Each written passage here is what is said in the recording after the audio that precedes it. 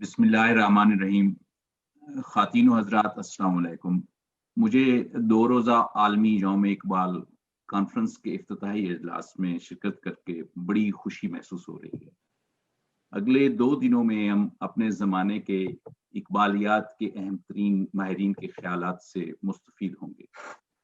इस कॉन्फ्रेंस या वेबिनार में शिरकत करने वाले हर माहिर इकबाल का मैं ज़ाती तौर पर बेहद मशकूर हूँ। उनके इल्म की शोहरत कशां कशां हमें उनके पास ले गई और हमारे राब्ते के बाद उनके मुस्बत जवाबात ने हमारी हौसला अफजाई की। 21वीं सदी की पहली 2 दहाइयां खत्म होने को हैं। फिक्री, अखलाकी, समाजी, मुआशी और सियासी निज़ामों के मसाइल ने इंसानियत को एक अहम मोड़ पर ला खड़ा किया है। इन हालात में सारे मुआशरों के संजीदा तबा लोग अपने सकाफती वुर्से में उन अफकार और शख्सियात से मुस्तफीद होना चाहते हैं जो इंसानियत को दरपेश गहरे फिक्री और बुनियादी मसाइल का हल पेश कर सके। आज अल्लामा इकबाल के अफकार न सिर्फ हमारी बल्कि पूरी इंसानियत की मदद कर सकते हैं। इसीलिए आज के वेबिनार का मौजू है दौरे हाजिर में कलाम इकबाल की मानवियत व अफादियत। इससे पहले कि मैं मौजू पर बात करूं, मैं नौमान बुखारी साहब और तकी आबदी साहब का तहे दिल से शुक्रिया अदा करना चाहता हूं कि जो ही इस कॉन्फ्रेंस के इनेकाद का जिक्र उनसे छिड़ा, उन्होंने इस ख्याल को पसंद किया और इस पर अमल दरामद शुरू कर दिया। मेरे पास अल्फाज नहीं हैं उनका पूरी तरह शुक्रिया अदा करने। अफकार इकबाल की मानवियत व अफादियत समझने के लिए हमारे लिए लाजिम है कि हमें अपने दौर के बुनियादी मसाइल की तफहीम हो। मुख्तसरन बात यूं है कि 1648 में कायम होने वाला कौमी रियासत का निज़ाम आज एक तरफ तो इंतहा पसंद कौमियत परस्ती का शिकार है और दूसरी तरफ ये ग्लोबलाइजेशन के दबाव का सामना कर रहा है। 20वीं सदी की नजरियाती आवेजिश के नतीजे में होने वाली सर्द जंग को एक धड़ा जीत चुका, लेकिन बढ़ती हुई नाबराबरी और तकरीबन हर अशरे में जाहिर होने वाले मुआशी बहरान इस बात की तरफ इशारा करते हैं कि सरमायादाराना निज़ाम में बेहतरी की बेबहा गुंजाइश मौजूद है। कौमियत परस्ती की मुख्तलिफ शक्लों ने और सरमायादाराना और इस्तेमारी निज़ाम ने 18वीं और 19वीं सदी में इंसानियत को मसरूफ रखा।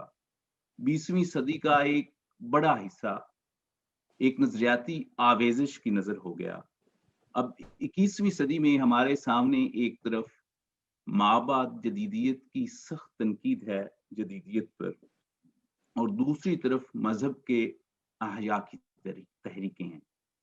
पहले इकबाल और दूसरे माबाद तबियाती फिक्र के हामिल मुफक्किरीन ने भी अपने नुक्ता नज़र से मगरबी जदीदियत को किसी हद तक तनकीद का निशाना बनाया था, लेकिन मिशेल फोको, लाकां और डरेरा जैसे मुफक्किरीन ने तो जदीदियत के बुत को पाश पाश कर डाला। ताम माबाद जदीदियत के मुफक्किरीन इंसानियत को कोई मुस्बत, जामे और काबिल अमल फिक्री निज़ाम की राह दिखाने में अभी तक कामयाब नहीं हो सके, बल्कि वो तो इस तरह के जामे फिक्री निज़ाम वज़ा करने के कायल ही नजर नहीं आते। गोया 21वीं सदी की 2 दहाइयां खत्म होने के बाद इंसानियत की जेब में माबाद जदीदियत की रेजगारी है, उसके सामने जदीदियत के शिकस्ता औराक हवा में उड़ रहे हैं।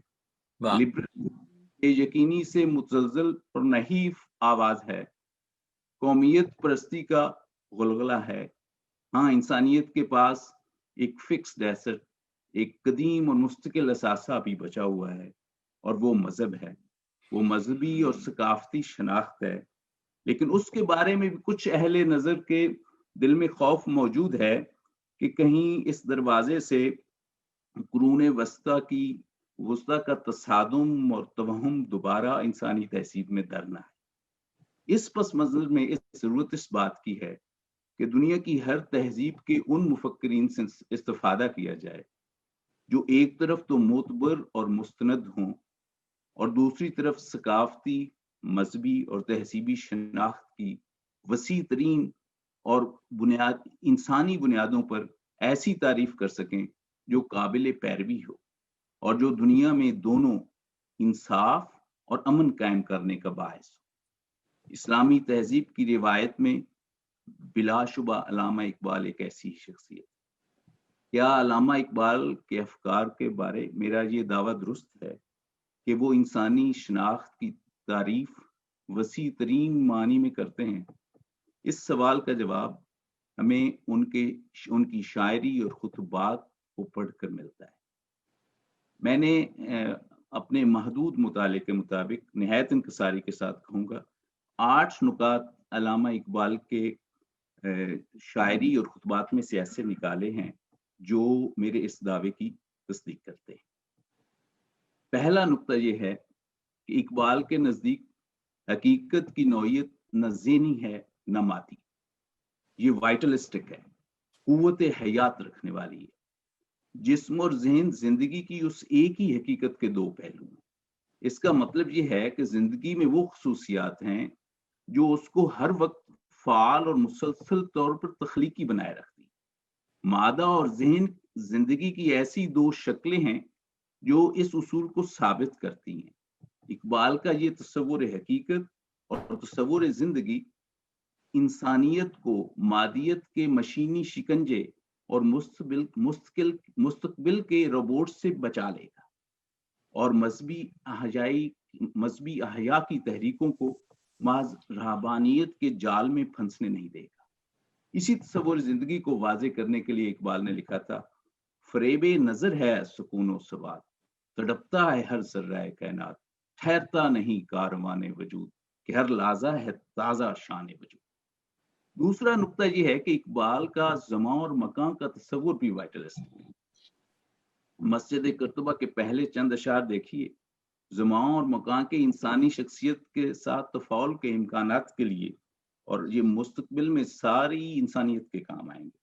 سلسلہ روز و شب نقش گرے حادثات، سلسلہ روز و شب اصل حیات و ممات، سلسلہ روز و شب تارے حریر دو رنگ جس سے بناتی ہے ذات اپنی قبائے صفات، سلسلہ روز و شب ساز ازل کی فغاں جس سے دکھاتی ہے ذات زیر و بم ممکنات، تجھ کو پرکھتا ہے یہ مجھ کو پرکھتا ہے یہ سلسلہ روز و شب سیرفی کائنات، تو ہو اگر کم معیار میں ہوں اگر کم معیار، موت ہے تیری برات موت ہے میری برات، تیرے شب و روز کی اور حقیقت ہے کیا، ایک زمانے کی رو جس میں نہ دن ہے نہ رات، آنی و فانی تمام معجزہائے ہنر، کارے جہاں بے ثبات کارے جہاں بے ثبات۔ البتہ زمان و مکان کے ضمن میں اقبال عراقی کی اس بات سے اتفاق کرتے ہیں کہ حقیقت کے مختلف درجے ہیں اور زمان و مکان کا مفہوم حقیقت کے مختلف درجوں پر مختلف ہو سکتا ہے۔ اب نئی جدید فزکس جن سمتوں میں ترقی کر رہی ہے اس میں ہمیں کوانٹم میکینکس میں اس طرح کے خیالات ملتے ہیں، اور شاید ان لوگوں کے لیے جو زمان و مکان کی بحثوں میں الجھ جاتے ہیں اقبال ایک فائدہ مند مفکر کے طور پہ ان کے سامنے ہے۔ تیسرا اہم نقطہ اقبال کی فکر میں یہ ہے کہ عقل و وجدان دونوں علم کا ذریعہ ہو سکتے ہیں۔ انسانی خودی نے عقل نام کا ایک آلہ بنا رکھا ہے جس کے ذریعے وہ اپنی نشو و نما کرتی ہے۔ عقل غلطیاں کر کر کے اپنے آپ کو بہتر بناتی ہے اور حقیقت کو چھوٹے چھوٹے دائروں میں تقسیم کر کے سمجھتی ہے، جبکہ وجدان کے ذریعے انسان براہ راست پوری حقیقت کے ساتھ رابطہ کر سکتا ہے۔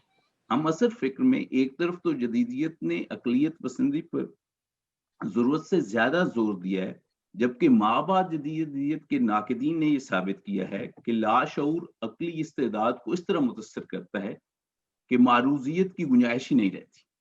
اس پس منظر میں اقبال کا عقل اور وجدان کے بارے میں متوازن رویہ 21ویں صدی میں انسان کے کام آ سکتا ہے، کیونکہ اقبال کہتے ہیں کہ خود سے راہ رو روشن بسر ہے، خود کیا ہے چراغ راہ گزر ہے، درون خانہ ہنگامے ہیں کیا کیا، درون خانہ ہنگامے ہیں کیا کیا، چراغ راہ گزر کو کیا خبر ہے۔ मगर खबर न मिली की किया खिद से जहां को तहनगी मैंने, हुई जो चश्मे मज़ाहिर परस्त व आखिर, तो पाया खाने दिल में उसे मकी मैंने। चौथा अहम नुक्ता इकबाल का तस्वुर इंसान है जो 21वीं सदी में इंसानियत के काम आ सकता है।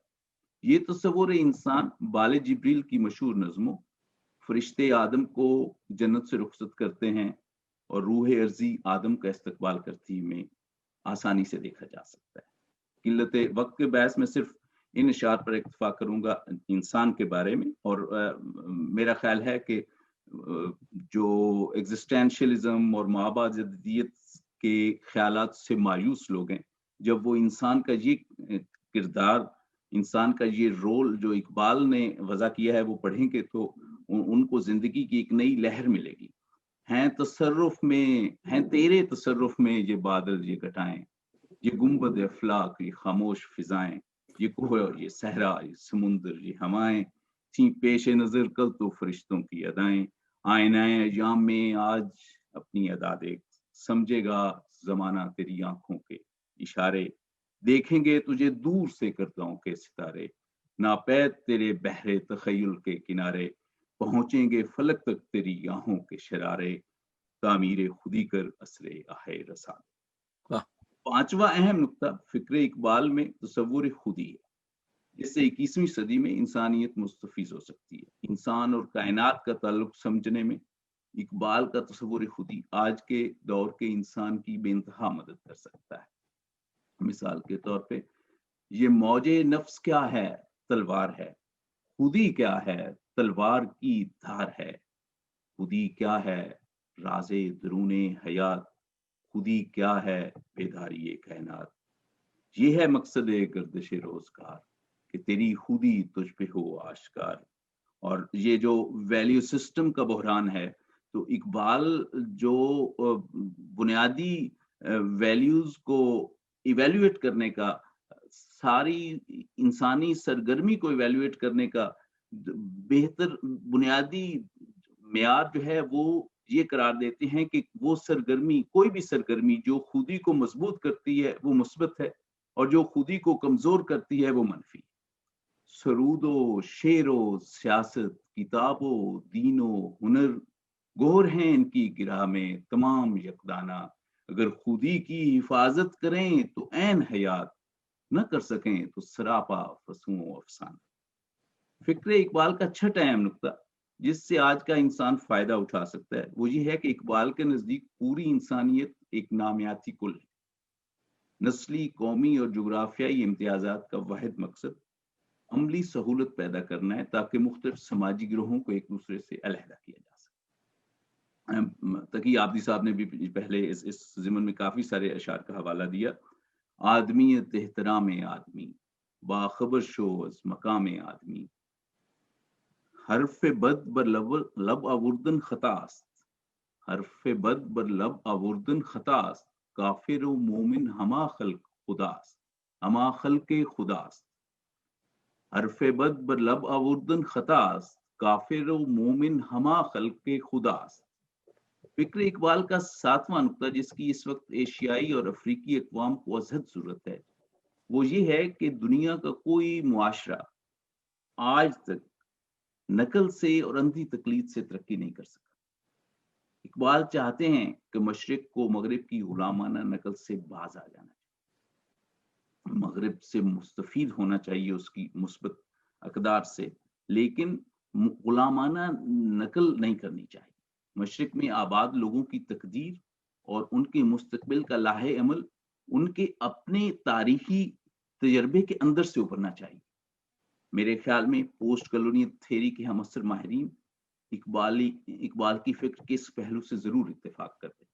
इकबाल फरमाते हैं, वो आंख के है सुरमय अफरंग से रोशन, वो आंख के है सुरमय अफरंग से रोशन, पुरकारो फसू साज है नमनाक नहीं है, देखे तू जमाने को अगर अपनी नजर से, देखे तू जमाने को अगर अपनी नजर से, अफलाक मुनव्वर हों तेरे नूरे सहर से, हिकमत मगरिब से मिल्लत की ये कैफियत हुई, حکمت مغرب سے ملت کی یہ کیفیت ہوئی، ٹکڑے ٹکڑے جس طرح سونے کو کر دیتا ہے گھاس۔